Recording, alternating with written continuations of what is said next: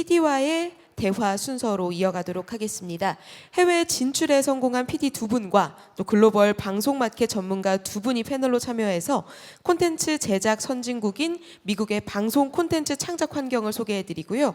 국내 콘텐츠 해외 진출 방안과 포맷, 공동 제작, 인력 진출 방안까지 함께 논의해 주실 예정입니다. 함께 해 주실 분들 먼저 소개를 해드리겠습니다. 고려대학교 미디어학부의 최세정 교수님께서 좌장을 맡아서 진행을 해주시고요. 복면가왕 미국 수출의 주인공이신 MBC 콘텐츠 사업국 글로벌 사업부의 이은성 차장님 패널로 함께 해주시겠습니다. 또 굿닥터 미국 리메이크 판매 성공 주역이신 KBS 공영미디어 연구소의 유건식 박사님과 닐랜도 UCLA 영화과 전임 교수님 함께 해주시겠습니다. 네 분 무대 위로 모시겠습니다. 여러분 큰 박수로 환영해 주시기 바랍니다.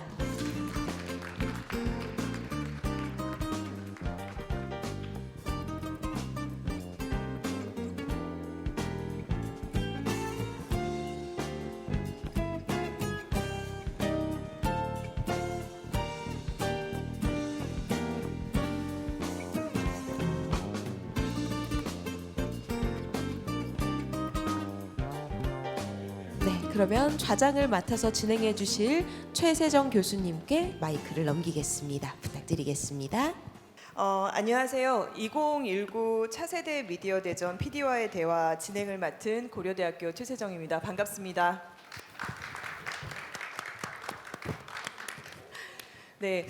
어제부터 이어진 이번 행사로 많은 분들이 굉장히 유용한 정보를 얻고 계시리라 믿는데요. 지금부터 1시간 동안 진행될 PD와의 대화에서는 최근 컨텐츠 산업에 종사하시는 분들에게 굉장히 큰 화두가 되고 있지 않나 싶습니다. 전 세계 컨텐츠 산업의 중심이라고 할 수 있는 K 컨텐츠 실크로드, 미국 진출 전략에 대해서 의견을 나눠보려고 합니다. 시작하기에 앞서 오늘 굉장히 저희가 귀중한 분들을 모셨습니다. 오늘 소중한 의견 이제 나눠주실 분들인데 한 자리에 모시기 참 힘들었다고 들었습니다. 한 분씩 소개해드릴 때마다 큰 박수로 환영해 주시기 바랍니다. 먼저 가장 먼 곳에서 오신 분입니다. 미국 시장에 대해서 오늘 말씀을 해주시고 K 컨텐츠가 미국에서 어떻게 보여지고 있는지에 대해서 좋은 말씀을 해주실 것 같습니다. 아까 인사를 나눌 때 들었더니 이번에 한국을 처음 방문하신 거라고 하더라고요. 그래서 더 반갑습니다. 네, UCLA에서 전임 교수이자 작가로 활동하고 계시는 닐 앤더 교수님 모셨습니다. Thank you. 네, 다음에는 아마 많은 분들이 이미 알고 계시지 않을까 생각을 하는데 한국 드라마 역사상 최초로 KBS 드라마 굿닥터를 미국 ABC에 진출시켜 K 컨텐츠 시장의 새로운 장을 여신 분이라고 할 수 있죠. 네, KBS 공영미디어 연구소 연구팀장을 맡고 계신 유건식 박사님 소개합니다. 네, 반갑습니다. 안녕하세요. 네, 그리고 마지막으로 제 옆에 계신 세계 컨텐츠 시장 흐름의 현재와 미래를 가장 가까이에서 체감하고 대응하고 계신 분이라고 할 수 있습니다. 복면가왕이 박스 TV에서 굉장히 성황리에 인기리에 방영되고 있는데 복면가왕의 성공적인 진출을 성사시키셨던 MBC 글로벌 사업부 이은성 차장님 함께해 주셨습니다. 네, 안녕하세요. 이은성입니다. 네. 오늘 PD와의 대화 주제가 K 컨텐츠 실크로드 전략, 미국 방송 제작 및 창작 환경의 차이와 K 컨텐츠 진출 전략입니다. 아마 저희가 미국 시장에 집중하는 것에 대해서 이제 의문을 가지실 텐데 왜 우리는 지금 미국 진출에 나서야 하는가 먼저 이야기를 나눠보고자 합니다. 그래서 먼저 첫 번째 질문으로 국내 컨텐츠가 미국에 진출한다는 것은 단순하게 뭐 더 많은 수익을 창출한다는 것보다는 뭔가 그 이상의 의미가 있을 것으로 생각이 됩니다. 한 분씩 K 컨텐츠의 미국 진출이 가지는 의미 혹은 뭐 다른 컨텐츠들도 미국 시장에 진출한다는 것이 어떤 의미인지에 대해서 말씀을 해주시면 감사하겠습니다. 유건식 박사님께 먼저 부탁을 드려도 될까요? 네, 아주 중요한 질문인 것 같은데요. 지금 뭐 굿닥터나 그 복면가왕이 미국에서 핫하죠. 정말 물이 들어온 때라고 생각이 되는데요. 저도 굿닥터를 이제 미국에 소개를 해서 ABC에서 지금 시즌 3가 방송이 되고 있는데 이런 날이 올 거라고 감히 상상을 못했습니다. 드라마에서 한 8년 근무를 했지만 한국 드라마가 미국에 가서 이렇게 성공할까 궁금이 되게 많았는데요. 헐리우드가 이제 콘텐츠의 메카지 않습니까? 헐리우드에서 성공을 하면 전 세계에 그 성공을 할 수 있다고 저는 생각하기 때문에 가장 중요한 의미는 그 한국 콘텐츠가 글로벌에서 인정을 받고 또한 이제 갈수록 한국 콘텐츠를 찾을 것이다. 이게 가장 큰 의미가 있다고 생각을 하고요. 두 번째는 한국 콘텐츠가 일본에서 수익을 많이 얻었고 다음에 이제 중국에서 수익을 많이 얻었는데요. 최근에 이제 한일 관계, 한중 관계 때문에 그런 부분들이 되게 어려워졌는데요. 이제 마지막 남은 그 국가는 미국이라고 생각을 합니다. 미국은 정말 철저한 산업 표준화가 돼 있는 나라고 그 나라에서 콘텐츠가 제작이 되고 갈수록 이제 미국에서 한국으로 콘텐츠를 찾으러 올 겁니다. 여기 조금 전에 이제 그 사브리나께서도 말씀을 하셨지만 그런 의미가 있기 때문에 저는 미국 진출의 의미가 있다고 생각합니다. 그 단적인 예가 지금 미국에서 방송하고 있는 홈랜드입니다. 홈랜드가 이스라엘 원작을 가지고 미국에서 리메이크 된 건데요. 홈랜드가 미국에서 성공을 하자 이스라엘에 대한 관심이 폭증을 했습니다. 이걸 보면 지금 굿닥터 복면가왕을 통해서 한국에 대한 관심들이 폭증할 거라고 생각하기 때문에 미국이 이렇게 중요하다고 생각합니다. 네, 감사합니다. 복면가왕 얘기도 해주셨는데 이은성 차장님 이어서 한번 말씀해 주시겠습니까? 네,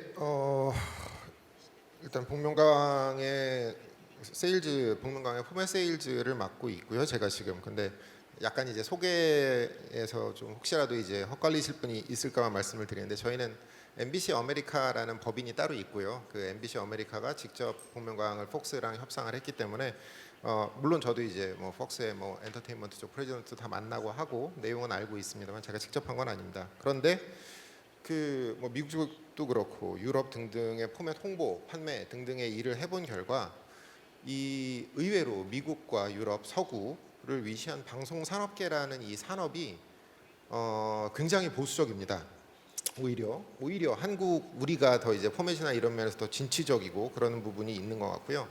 어쩔 수 없는 부분은 그 제작비가 큰 만큼 큰 투자가 수반이 되고 그렇기 때문에 검증되지 않는 모험을 하려는 플레이어가 의외로 많지 않습니다.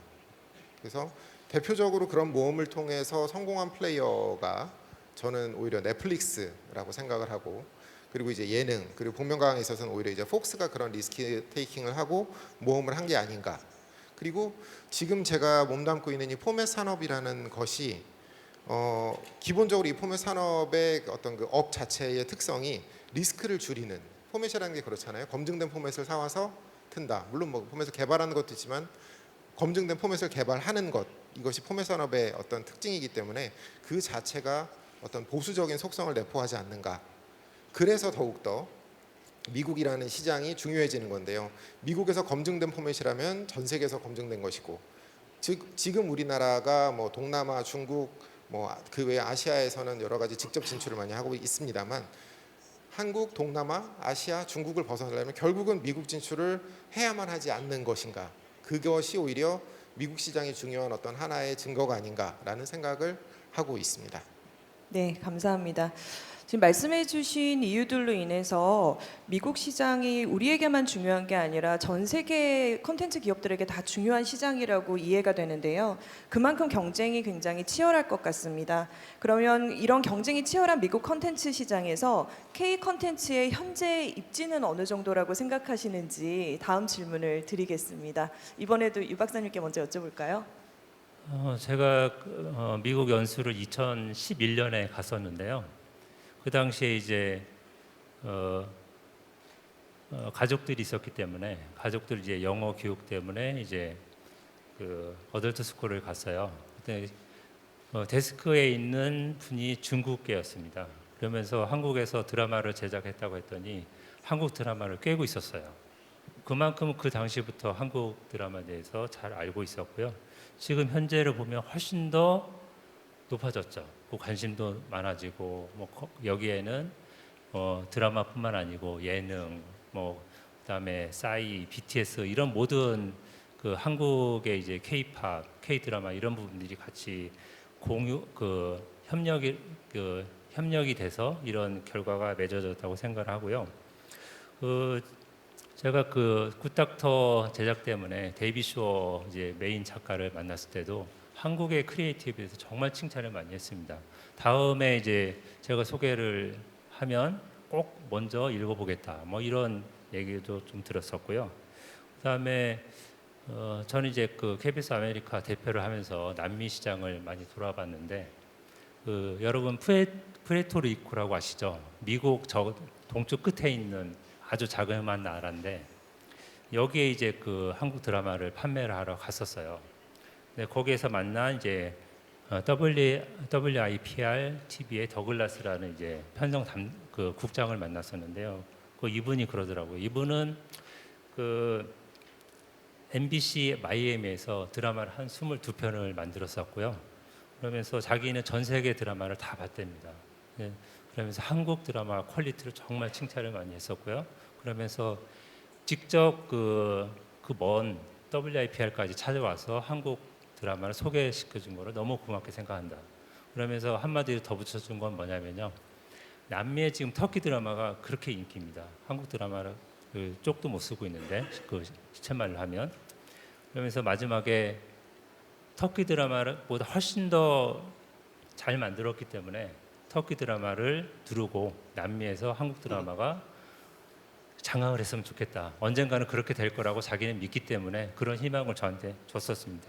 그 정도로 미국이든 남미에서 한국 드라마의 인기라는 거는 정말 대단하다고 말씀드릴 수가 있습니다. 네, 좋은 말씀 감사합니다. 그러면 이은성 차장님께서는 어떻게 생각하시는지 여쭤보겠습니다. 일단 미국에서 지금 한국 콘텐츠, K-팝 콘텐츠의 인기가 정말 대단하다는 것은 뭐라 이렇게 반론의 여지가 없을 것 같고요. 특히 BTS가 이뤄낸 성공은 정말 저는 대단하다고 생각을 합니다. 그게 그 전에는 강남스타일이 있었을 거고요. 그리고 말씀하셨다시피 이제 한국 드라마 자체의 어떤 질, 한국 콘텐츠의 질이나 이런 부분에 있어서 미국에서 왜 이래라고 하는 인식은 이제는 거의 완벽하게 없어졌다고 저는 생각을 합니다. 근데 그렇지만 그럼에도 불구하고 이를테면은 자막 문제, 더빙 문제, 다음에 기본적으로 이제 화면에 나와서 왔다 갔다 하는 사람들이 다른 그런 문제 같은 것은 글쎄요. 이제 어떤 식으로 그것을 극복할 것인가라는 어떤 고민의 답 중에 하나가 저는 이제 K 포맷이라고 생각을 하기는 합니다. 그래서 지금 K 포맷에 대한 관심은 정말 대단합니다. 특히 굿닥터 이후로 한국 드라마 포맷에 대해 가지고 한번 확 쓸고 지나갔잖아요. 그리고 이제 예능도 복면가왕 이후로 정말 많은 사람들이 한국의 훌륭한 회사들 CJ, JTBC, KBS, SBS, 저희 MBC도 포함해서 이렇게 관심을 갖고 있는데 이것은 제 생각에는 K 포맷이라는 어떤 미디엄이 컬처럴 디스카운트, 문화적 할인의 영향을 적게 받기 때문이지 이것이 과연 이제 K 콘텐츠 본연의 인기일 것인가에 대해서는 저는 조금 더 생각을 해봐야 되지 않나라는 생각을 하고 있습니다. 왜냐하면 이제 굿닥터가 성공했고 저희 복면가왕이 다행히 성공했고 분명히 이제 스카이캐슬이 성공할 거고 그리고 CJ의 많은 포맷들이 성공을 하겠지만 이거는 이제 제가 생각하기에는 업계 판단이라고 생각이 되고요. 그러면 이제 일반 시청자들에게 어떻게 한국의 포맷 혹은 한국의 드라마, 한국 콘텐츠가 직접 다가갈지는 조금 더 고민을 해야 될 부분이 아닐까라는 생각을 가지고 있습니다. 네, 감사합니다. 그러면 저희 입장에서 미국 콘텐츠 시장에서 차지하는 어떤 K 콘텐츠 입지에 대해서 이제 들어봤는데 실제 현지에 계시는 분은 어떻게 생각하시는지 궁금합니다. 그래서 린 랜도 교수님께 미국 현지에서 K 콘텐츠에 대해서 어떻게 이미지를 가지고 있고 평가하는지에 대해서 들어보고 싶습니다. 말씀 부탁드립니다.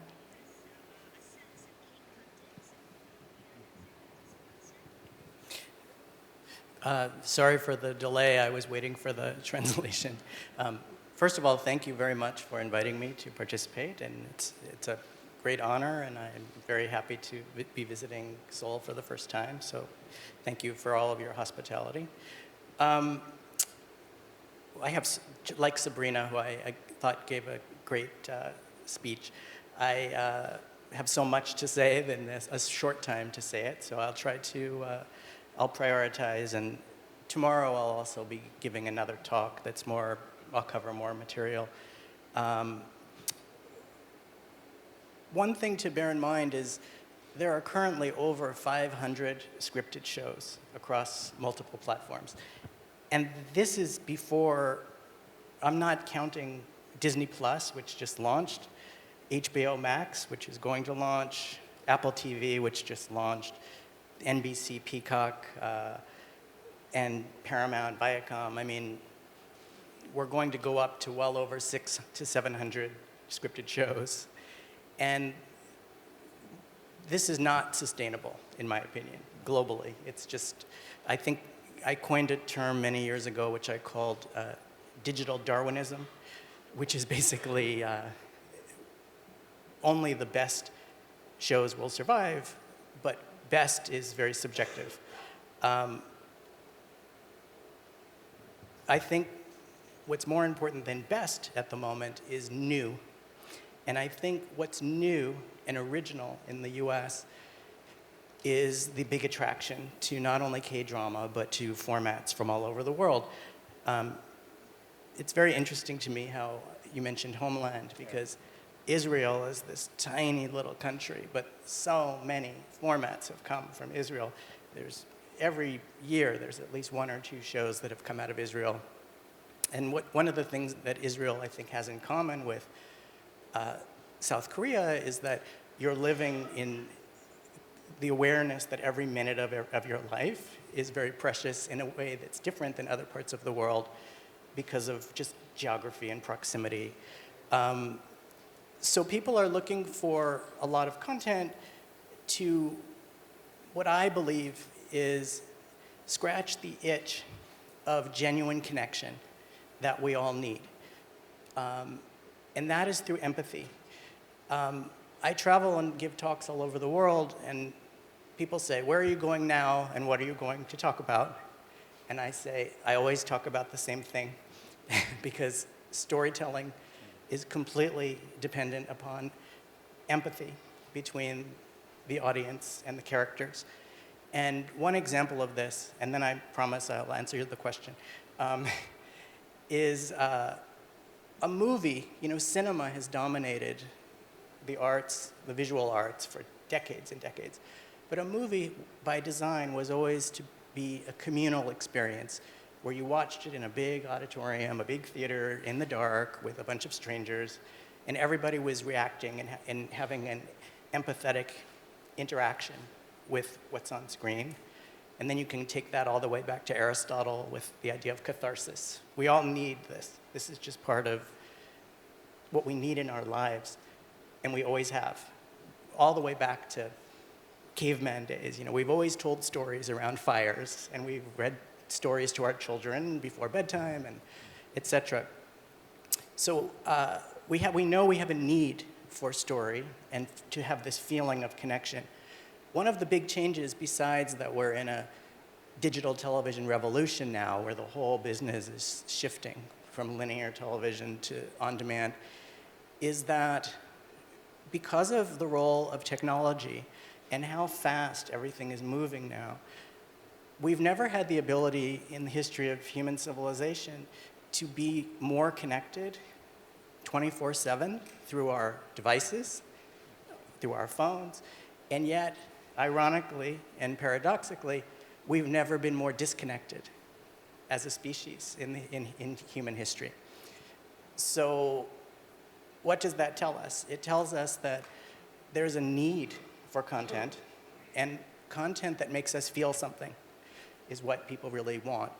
Some of it is about escapism, some of it is about making us laugh, some of it is about making us cry, but what it really is about making us feel something. I think K-drama really scratches that itch. Emotions are heightened. Yes, there's a formula on a certain level to many of the ones that work, because there are certain touchstones of K-drama. You know, the pretty girl who's looking for love, the handsome bachelor with the overbearing mother, striving to get ahead in the world. These are relatable problems in all cultures, but at the same time, they're also making us feel and connecting with us on an emotional level. The other thing I just wanted to comment on, what the two gentlemen commented on was it might sound strange coming from an American who runs a master's program in writing and creating for television in Los Angeles, but I actually believe that Koreans are less dependent on US studios and content makers than we are dependent on you. And not just Korea, but all countries. And the reason is that we're looking for something new, and we're looking for something surprising. And you know, it used to always be said in the television business, and it's still true, but with a twist. Content is king, which I think sounds sexist, so now I say content is king and queen, and distribution is prince and princess. But the twist on that now, in my opinion, is that the audience is king and queen. Most viewers, at least in my research and in my experience, most viewers are agnostic, meaning they don't care what studio or platform or network the show is on. It's very easy for them to just find the show. They make a connection with a show. And when they make a connection with a show, what that really means is they're making a connection with the characters on the show. So I said movies are designed as a communal experience in order for us to feel something. I view K-drama and one-hour drama series as more like a second life, where you can tap in and tap out of these characters' lives, and you can feel on demand. You can actually experience empathy, where their problems become your problems, where you actually tune in to go, where did I leave off? These are my friends. These are people I participate in their lives on a weekly basis, or if it's K-drama, several times a week. And I think a question that I will explore tomorrow when I talk and do a workshop, but I think it's not a question that's not answered enough, especially at conferences, because most of the emphasis here is always on money and business and financing and how do I make money? How do I make money? How do I make money? And I think that probably the first question that should be asked before any of that is, why do we have the need for storytelling? Why do we have the need for all this content? What is it actually fulfilling in the audience? Because that's what gets the audience to participate. And I think it's a need for connection. It's a need for something new. And in the case of The Masked Singer, that's a very strange show, strange format for the US. With over 500 scripted shows, for one show to break through the noise on a broadcast network, where broadcast network ratings and the audience is decreasing, for that show to be such a big hit, it tells me people are just looking for something new, exciting, there's a mystery, but also just we've never had it before, we've never seen it before. And so creating what's new, if it comes from another country,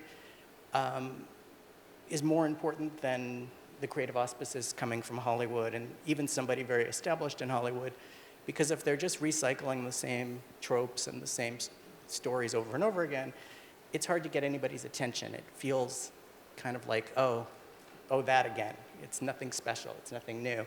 And The Masked Singer is something very new, and people are like, what is that? I need to see that. Why don't I know about that?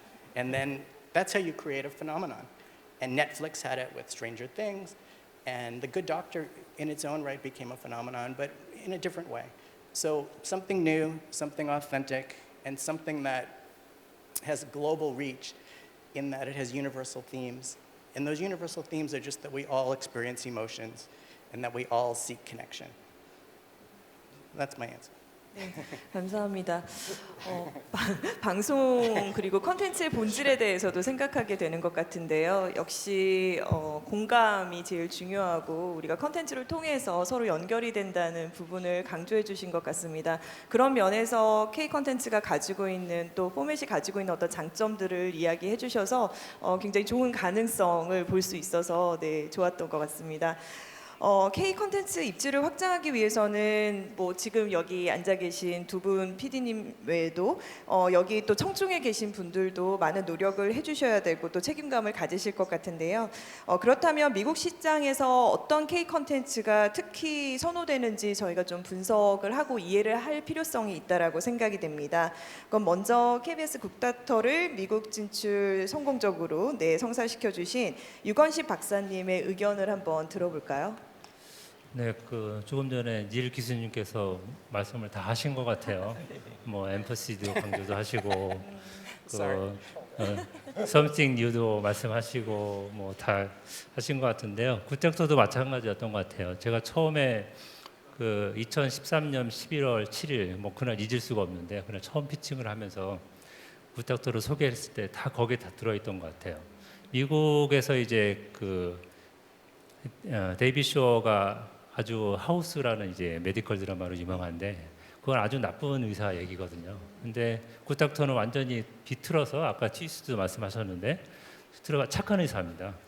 그래서 그 부분이 그 소구가 됐던 것 같고 또 하나는 우리도 병원에 가면 의사와 환자 관계가 아주 뭐 1분 뭐 미만으로 대화도 없고 쉽게 끝나는데 미국도 비슷합니다. 그래서 그런 부분들을 그 영상으로 소개를 해줬거든요.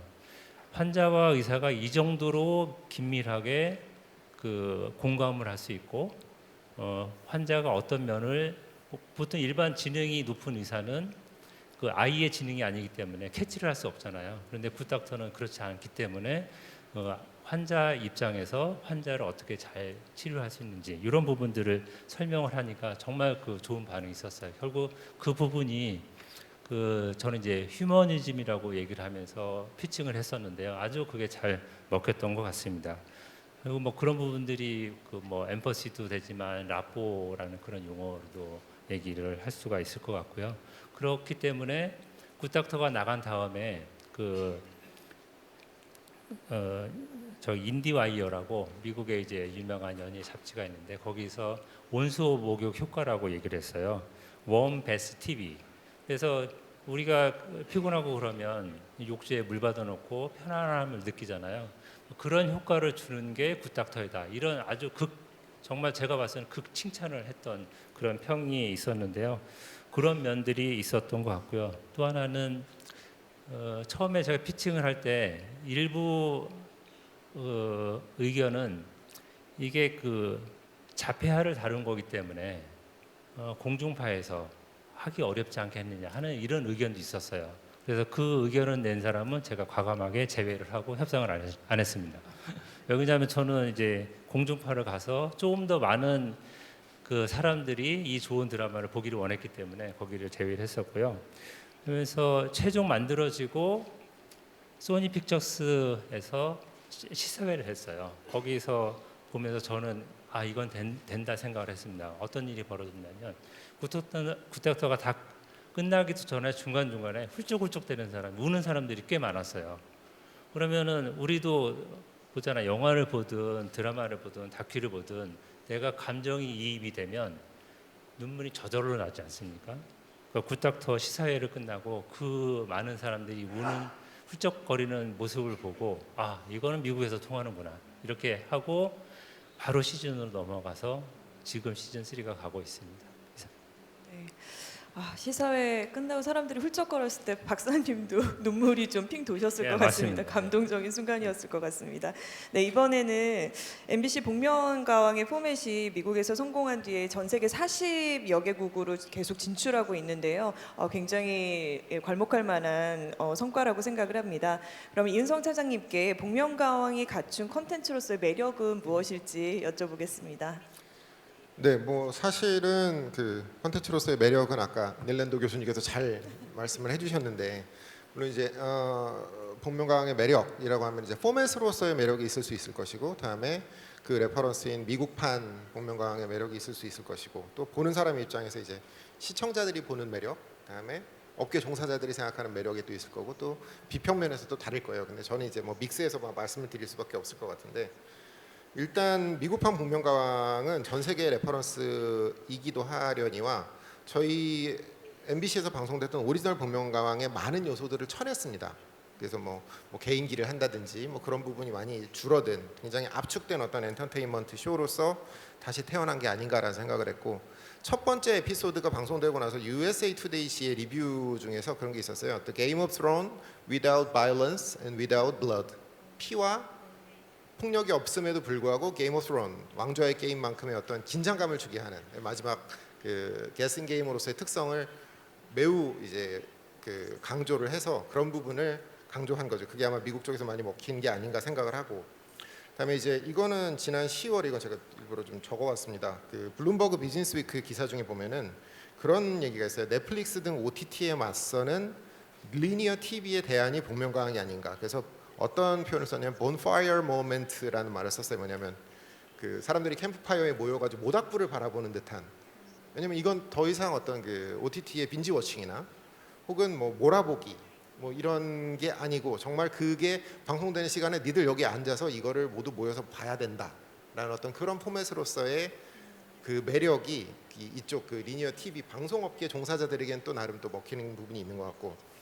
그리고 제가 봤던 어떤 기사 중에 또 하나는 이제 롤링스톤 기사였는데 뭐 그 기사 내용은 뭐 중요한 게 아닙니다만 굉장히 이제 전위적인 마치 내가 지난밤에 약을 하고서 꿈꿨던 것 같은 것들이 막 방송에 나오고 있는 거여서 이게 도대체 내가 지금 TV를 보고 있는 건지 악몽을 보고 있는 건지라는 어떤 유명한 사람들이 스스로의 유명함을 배제한 가면을 쓰고 나와서 새로운 유명함을 얻는 약간 메타 TV 같은 아방가르드한 속성에 대한 기사도 있었거든요. 그래서 그런 정도가 복면가왕에 대해서 그게 이제 닐 랜도 교수님이 말씀하셨던 완전히 새로운 어떤 것 그런 것으로 받아들여지고 있지 않나라는 생각을 합니다. 네, 감사합니다. 재미있게 봤던 드라마 그다음에 예능 프로그램이 이렇게 미국에서 성공적으로 방영이 되고 있다는 게 굉장히 고무적인 것 같습니다. 이번에는 닐랜도 교수님께 이미 앞서서 말씀을 많이 해주시기는 했는데 K 컨텐츠의 특징뿐만이 아니라 혹시 K 컨텐츠가 미국 시장에 진출하기에 이런 어려운 점이 좀 있을 것 같다고 생각하시는 게 있는지 여쭤보고 싶습니다.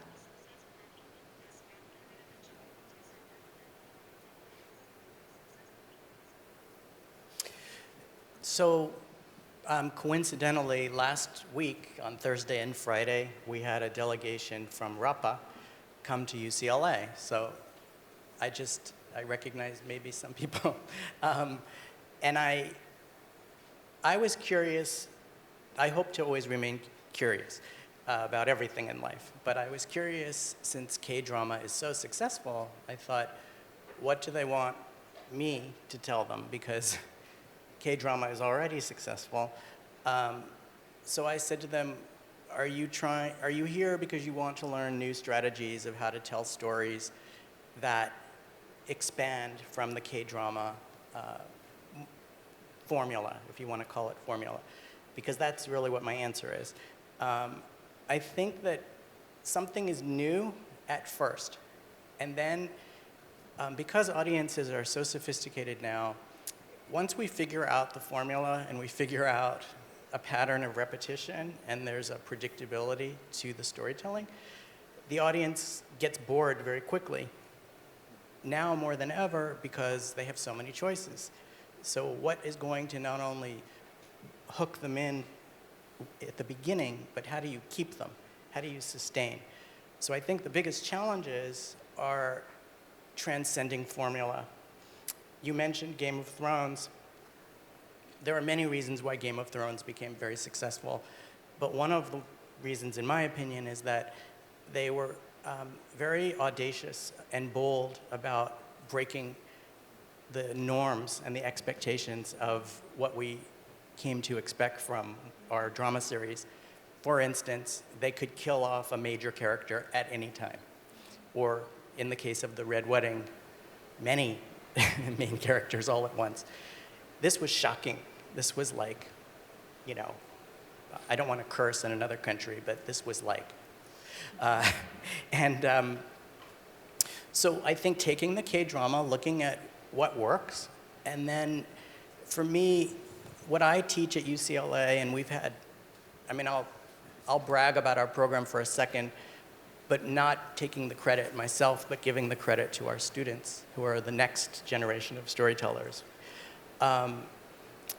What they're all interested in and what I try to teach them is about defying expectation, avoiding predictability, and digging deeper into the characters, into their hearts and souls. Because what I didn't say before, maybe because it's obvious, but the key to empathy is vulnerability. It's what you get in The Good Doctor. Sean Murphy is vulnerable because he's innocent and he's childlike, and yet he also he's a genius, he's a savant. The Masked Singer is an interesting example as well, even though it's unscripted, because I think everybody here loves the idea of singing in the shower or singing in the car when nobody's listening. But whenever we feel vulnerable, we want to hide. We want to put on a mask. So it's sort of an interesting idea that you could just sing without anybody knowing who you are, and you could get joy from that.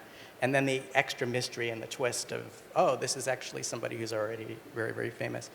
But for K-drama I think K-drama is already becoming successful, and there is a lot of interest in it, especially with younger students. A lot of our university students, when they found out I was going here, said, I love K-drama. I'm addicted to K-drama. But I think for that to continue, there'll have to be a plot twist. There'll have to be moving away from some of the origins and then moving into new areas where we're still getting to feel, we're still having the emotion and the connection, but we don't know where it's going. All of my favorite shows, I never know what is going to happen next. And part of the fun is I always try to figure it out, and I love when I'm wrong. I don't want to have a story end exactly the way I expected it. So a big trend in the US, which I think is a good one, is instead of solving a medical mystery, for example, in every episode, we now have the slow burn procedural. So instead of a murder, like Law and Order, instead of a murder, an investigation, a legal trial, a verdict, and a 1-hour drama, which is not 1 hour, it's 41 minutes with commercials. That's ridiculous. That's not authentic. That would take years if it ever went to trial. So for The Good Doctor, they're able to solve a medical crisis every episode in a short period of time. I think the cases are very clever. I think we're there more for the characters than the actual cases. But it makes us hopeful that somebody who's vulnerable, who is still growing up, it's a coming-of-age story, can actually find the answer where the so-called experts and the stronger, more intelligent people are supposedly the ones who have all the answers. But here's this young guy who's flawed, who comes from a damaged background, where there's a mystery about that, is able to actually help and cure people. It's a show that's just hopeful. And at the end of every hour, or 41 or 42 minutes, you get hope, and you get to realize that when we all work together as a team and we allow each person to be heard, that miracles can happen and people can actually survive what might not have been an illness that anybody through traditional means thought they could cure. But I think it's always about pivoting. As soon as the audience expects you that you're going to go this way, I would go this way. But at first, you can go any way you want because they don't know that there's a pattern and a formula. Patterns and formulas, especially in procedural shows, were very successful for decades. People watched television because it was predictable. It was comforting. But where we're going now, and Sabrina mentioned this, edgier shows that are more unpredictable and unexpected. So those are the challenges, but I think they can be met because there is interest. 네, 감사합니다. 아무래도 저희가 두 성공 사례에 대해서 이야기를 하다 보니까 닐랜더 교수님이 굉장히 잘 분석을 해주셨는데, 하지만 요즘 너무 많은 선택지가 있고, 네, 오디언스들은 결국 새로운 것을 찾게 되기 때문에 뭔가 새로운 것을 항상 찾아야 된다는 것이 저희에게 도전일 것 같습니다. 흔히 성공의 법칙 혹은 인기의 공식이라고 하는데, 그게 한번 성공했다고 하더라도 아무래도 그 다음에 또 실증을 낼 수 있기 때문에 항상 새로움을 좀 추구를 해야 되는 거죠. 그래서 앞서서는 저희가 굿닥터와 복면가왕의 사례를 좀 중심으로 말씀을 나눴는데, 그 외에도 K 컨텐츠가 가진 장점들이 있을 것 같습니다. 어떤 부분인지 간단하게 한번 말씀을 들어볼까요? 네, 유 박사님. 네. 제 생각에는 그런 것 같아요. 미국에서 오래 살지는 않았지만 살아보니까 가족 생활이 되게 중요한 것 같아요. 한국이 훨씬 더 이제 가족주의이긴 하지만 실제 생활을 보면 미국에서는 그 해가 떨어진 다음에 밤이 되면 어디 갈 데가 별로 없거든요. 거의 이제 가족들이 일찍 집에 들어가서 저녁 같이 먹고 바베큐해서 먹고 나머지 시간 이제 같이 TV 보는 이런 문화이기 때문에 조사를 항상 보면 한국보다 한 30분 이상은 미국에서 TV를 더 많이 봅니다. 그렇기 때문에 가족 중심적인 그런 TV물이 필요한데 제가 가끔 보더라도 약간 이제 성정적인 부분도 있고 폭력적인 부분 되게 많은데 그런 부분들을 한국 드라마가 채워줄 수 있다고 저는 생각을 합니다. 굿닥터도 그 사례 중에 하나고요. 이런 부분들이 미국에도 통하고 우리 히잡스는 이제 중동에도 이제 한국 드라마들이 나가고 저 멀리 아프리카까지 가는데 이런 한국만이 갖고 있는 좋은 이제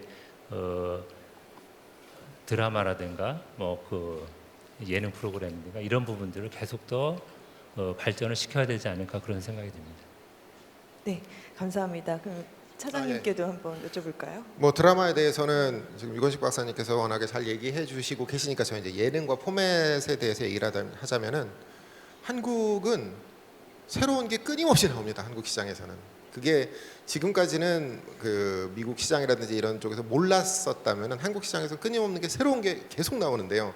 그런 이유는 이제 그 전 세계의 다른 그 선진국처럼 포맷을 완벽하게 해가지고 다 만들고 하는 게 아니라 조금 딴 게 비슷하거나 아니면 뭐가 똑 떨어지지 않거나 이게 맞나 싶어도 일단 하고 보는 그런 게 있어요. 근데 그 의외로 그러면서 어떤 그 시청자들의 반응을 통해 가지고 모양을 잡아가는 그런 게 물론 지금은 예능도 많이 바꾸고 있습니다만 그런 게 있습니다. 대표적인 예라면은 저희 MBC 콘텐츠 중에서 나 혼자 산다라는 예능 프로그램이 있습니다. 근데 그게 처음에 그 모습과 지금의 나 혼자 산다는 완전히 다르거든요. 지금 나 혼자 산다는 예능 중에서 그래도 탑의 인기를 달리고 있는데 이게 황지영 PD라는 PD가 교체돼서 들어가서 한번 이렇게 무지개 회원이랑 쫙 갈아엎으면서 이게 이렇게 된 거거든요. 그래서 또 이게 물론 이제 이 나 혼자 산다라는 포맷 자체는 관찰 예능이기 때문에 아직 전 세계에서 먹히고 있지는 않지만 저는 이런 어떤 예능 어떤 포맷이 됐건 먼저 한번 해보고 그거를 이렇게 찾아가는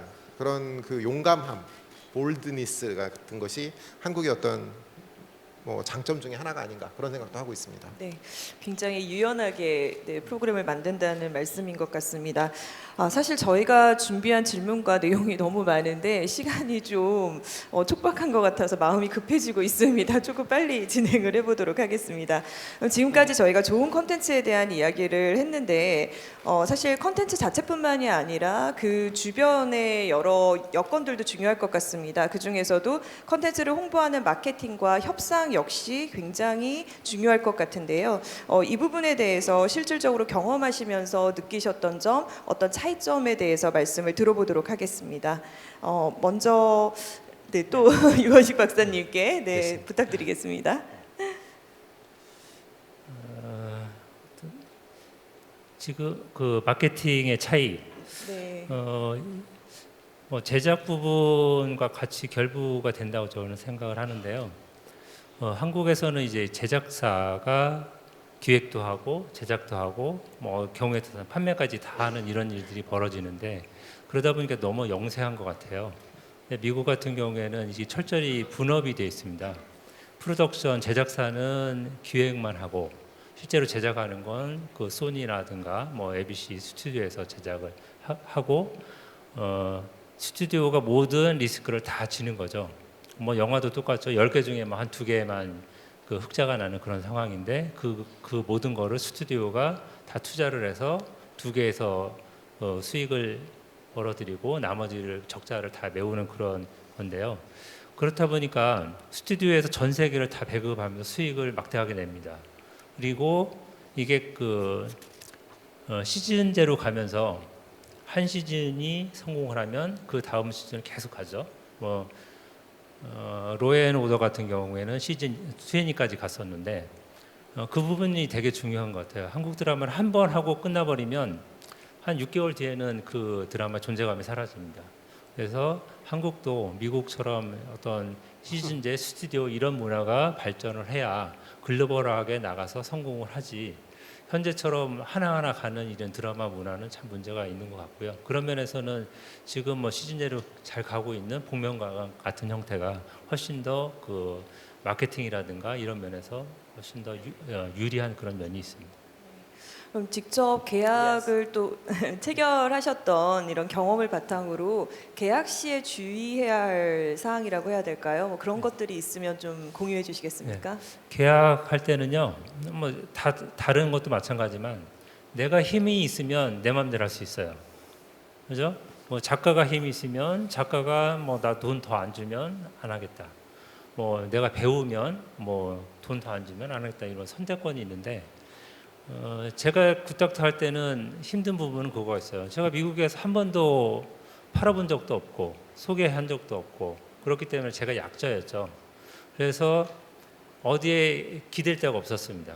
뭐 항상 누구한테 물어보면 그거는 비밀 조항이라고 해서 아무도 구체적인 거는 얘기를 안 해주죠. 뭐 대략은 얘기를 해주지만. 근데 굿닥터 할 때 제가 운이 좋았던 거는 미국의 에이전시를 잘 만났어요. 에이전시를 만나서 그 처음에는 이제 직접 그 핸들링을 하다가 나중에 이 에이전시한테 에이전시가 저한테 연락이 왔습니다. 자기가 자기 모든 비용을 대서 대리를 해주겠다. 저는 이제 why not? 왜 제가 맡아할 이유가 하나도 없죠. 제가 하려면은 변호사 비용을 다 대서 막대한 비용을 들여서 계약서 검토하고 협상을 해야 되는데 이 에이전시가 나서 가지고 그걸 대응을 해줬어요. 실제로 처음에 CBS하고 협상할 때 하고 소니하고 협상할 때 보면 가격이 2배가 올랐습니다. 그만큼 돈을 잘 받아야 되는 것도 첫 번째 이유고, 두 번째는 CBS랑 할 때는 KBS가 다른 대하고 다른 나라하고 더 포맷 계약을 할 수가 없도록 돼 있었는데 이게 소니로 넘어가면서 그 조항이 빠졌어요. 그래서 미국에서 성공을 하니까 일본에서 굿닥터를 포맷을 수입을 해서 일본에서 제작을 작년에 했고요. 또 이제 최근에는 터키에서 그거를 또 해서 대박이 났습니다. 이것처럼 많이 알수록 계약에 대해서 현재 관행들이 어떻게 되는지 많이 알수록 거기서 피해를 안 보고 자기 얻을 만큼을 다 얻을 수 있는 것 같아요. 그래서 제 생각에 내가 모르면 많이 알 수 있는 그런 에이전시를 이용하는 것도 아주 좋은 방법이지 않을까 그렇게 생각합니다.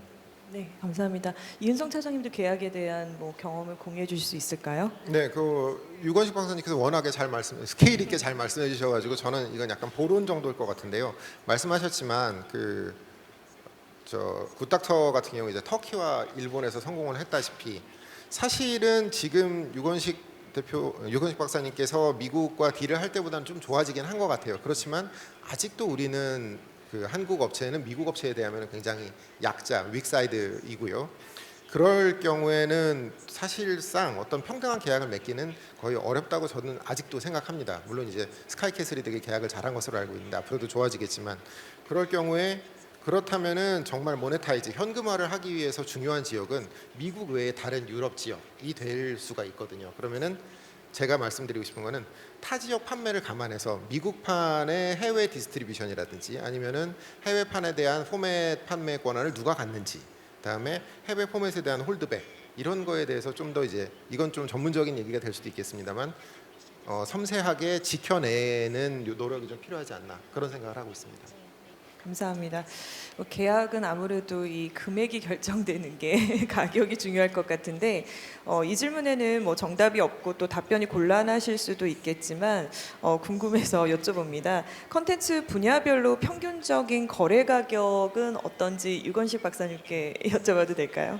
감사합니다. 굿닥터를 안 물어보셔서 굿닥터를 물어보시면 제가 알아도 답변을 못 한다고 말씀을 드릴 수밖에 없는데요. 제가 2016년에 그 월드 스크린이라는 데서 국제적인 표준 가격을 구매한 적이 있어요. 거기에 보면 그 미국 내에서 미국도 이제 미국은 주로 이제 5년 동안 한 방송국에서 방송을 하고 5년이 돼서 시즌이 묶이면 한 100개 정도 됩니다. 그거를 다른 방송국에 판매하는 걸 신디케이션이라고 얘기를 하는데 그런 그때 가격들이 보면 미국에서 한 7만 5천 불에서 40만 불 그런 예를 들면 한 1억에서 한 5억 사이에 다른 방송국에 회당 그렇게 팔 수 있게 돼 있고요.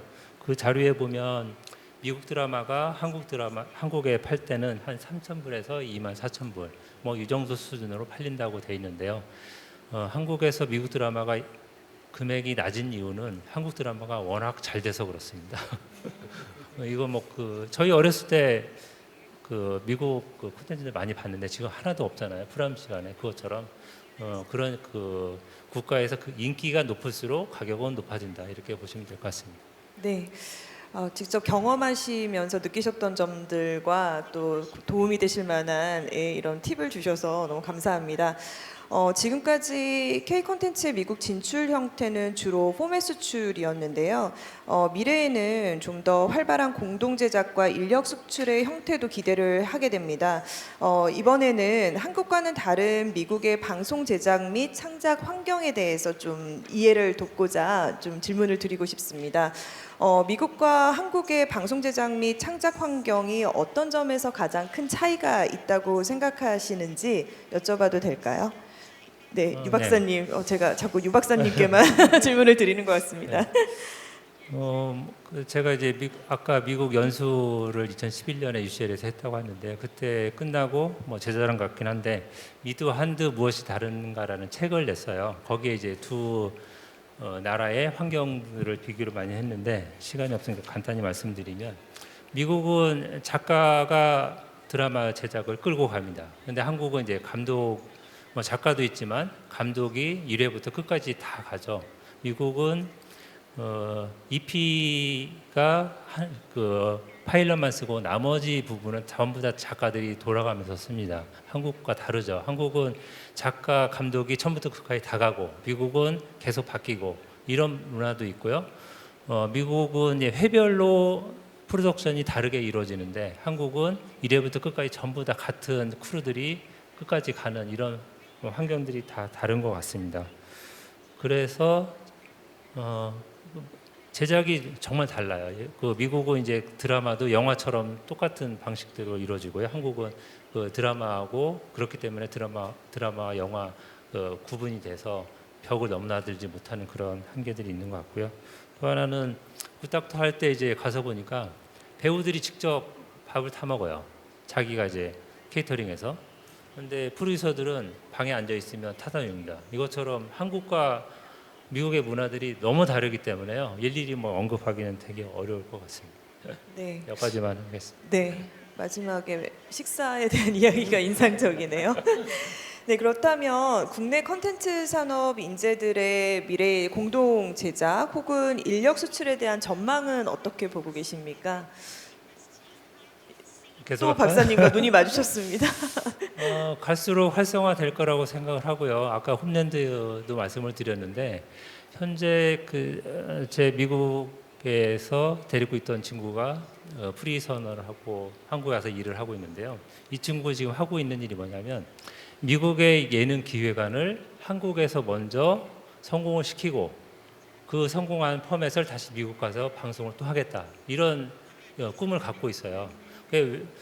뭐가 다르냐면 지금까지는 우리가 갖다 준 거를 가지고 거기 선택을 했다면 한국이 워낙 잘 만들고 기회가 있기 때문에 한국에서 먼저 해보겠다는 거예요. 그 미국 영화들도 한국에서 먼저 오픈을 하잖아요. 한국에서 먼저 공개를 해서 좋으면 전 세계로 훨씬 더 많이 퍼져갈 수 있는 것처럼 현재 지금 그런 상황에 있기 때문에 한국에서 크리에이티브 있는 사람들, 아까 뭐 니르 교수님께서 말씀하신 썸띵 뉴를 뭔가를 기획한 사람들은 가만히 있으면 됩니다. 찾아옵니다. 뭐 이게 그 2, 3년 안에 벌어질 일이라고 저는 생각을 하기 때문에 한국의 콘텐츠들이 뭐 언어가 조금 부족하면 뭐 미국 스튜디오 돈 많기 때문에요. 통역 붙여줍니다. 자기가 좋은 기획안을 가지고 열심히 꿈을 꾸고 해보려고 하면 한국 콘텐츠가 훨씬 더 활성화될 거라고 저는 감히 믿습니다. 네, 감사합니다. 혹시 다른 분들도 뭐 추가해서 해주실 말씀 있으실까요? Just very, I know we're out of time, but a couple of quick things. Since 2011, the business model has really dramatically changed. Syndication deals are not the same as they were. Netflix doesn't make back-end deals. The other thing is you were lucky to work with an agent who packaged your show and helped you, because right now I've been with the Writers Guild for over 30 years. We had to leave our agents in solidarity to our union. So the answer to the question about the differences in production, a lot of the costs and why creating and producing US content is so expensive is because we have unions who and minimums that are paid. And I'm pro-union, but it also drives the costs up, but it also provides us in the arts with health insurance. When I watch The Good Doctor, I think that's a fantasy. How are they getting all that health care, all those specialists? There's a whole team of people helping them. If you live in the United States, so many people don't have medical insurance. And so anyway, it's a fantasy in a way because we have a lot of flaws in our system. The last thing I wanted to say was that Netflix, nobody expected Netflix to become as big as it has become, including Netflix. You know, Reed Hastings and Ted Sarandos, they were confident, but they had no idea that it was going to obliterate all of the competitors until they switched more to the Netflix model. So Netflix, their first two shows that put them on the map, Orange is the New Black and House of Cards, which was from a British format, Netflix did not produce those shows. You know, Lionsgate Television produced Orange is the New Black, and Media Rights Capital produced House of Cards. Netflix learned a painful lesson, which was those shows put them on the map. They got hundreds of thousands, if not millions, of subscribers, but they weren't making the revenue from those shows. The studio partners were. So Netflix now has a big, fat building and with sound stages, and they now produce most of their content. Sony always had the advantage globally, and I worked for Sony for many years, because Sony, because of FCC regulations, which is our federal communications, prevented Sony from owning a network in the United States. So they had to go global in order to share market dominance. So those things, it's all about timing, you know, and things are moving so fast. So I just wanted to add that, and I know we're out of time. 네, 맞습니다. 네, 저희가 조금 늦게 시작하면서 준비한 내용을 더 충분히 많은 얘기를 해주실 수 있는데 조금 간략하게 한 것 같아서 아쉬움은 남지만, 그리고 저희가 시간이 되면 청중분들에게도 질문을 받고 싶었는데 아쉽습니다. 점심 식사 시간이라. 여기서 저희가 2019 차세대 미디어 대전 PD와의 대화를 마무리하고자 합니다. 오늘 대화를 통해서 좀 소중한 정보를 얻으셨기를 바라고요. 앞으로 K 컨텐츠가 미국뿐 아니라 전 세계에 진출해서 승승장구하기를 기원하면서 오늘 함께해 주신 세 분께 감사드리고 함께해 주신 청중분들께 감사드리며 마치겠습니다. 감사합니다. 네, PD와의 대화 함께해 주신 네 분께 다시 한번 감사의 말씀 드리겠습니다. 고맙습니다.